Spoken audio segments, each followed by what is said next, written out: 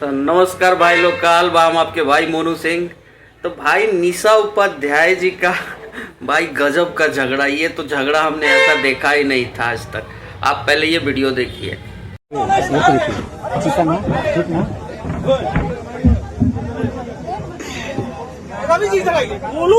Video देख लिया आपने। भाई साहब, जो एंकर होता है, एंकर पीछे से कुछ कमेंट्री करता है। मतलब निशा उपाध्याय जब स्टेज पर गाना गा रही होती है तो वो एंकर जो है वो पीछे से कमेंट्री गंदा गंदा कुछ वर्ड बोला है ऐसा रेट उठ का, जिस पर निशा उपाध्याय को गुस्सा आया और अपना सैंडल निकाल के भाई उसके ऊपर पड़ी, जो मारने के लिए एंकर का हालत खराब। एंकर एकदम पीछे दीवाल धौले लान एंकर साहब। तो इसीलिए कहा जाता है कि उतना ही बोलिए जितना सामने वाला बर्दाश्त कर ले।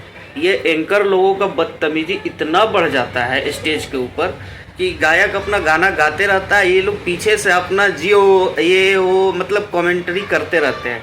तो इनका हाल तो सही किया। निशा उपाध्याय वो सिंगर नहीं है जो सुनकर ले लेगी, सुनकर नहीं लेगी भाई, करारा देगी जवाब। और करारा जवाब दिया है। आज के बाद उनका हिम्मत नहीं पड़ेगा किसी भी स्टेज पे किसी भी कलाकार के लिए कोई भी टिप्पणी करने का। और वो टिप्पणी इसलिए कर रहा था क्योंकि निशा उपाध्याय का जो है गोलू राजा के साथ कुछ विवाद चल रहा है, और वो जो एंकर है वो गोलू राजा का काफ़ी करीबी माना जाता है।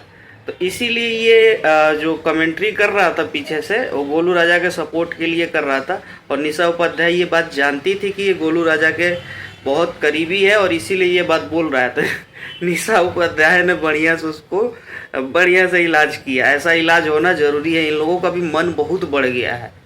तो खैर, आप लोगों को क्या राय है आप लोग कमेंट में ज़रूर बताइएगा। तब तक के लिए जय भोजपुरी, हर हर महादेव।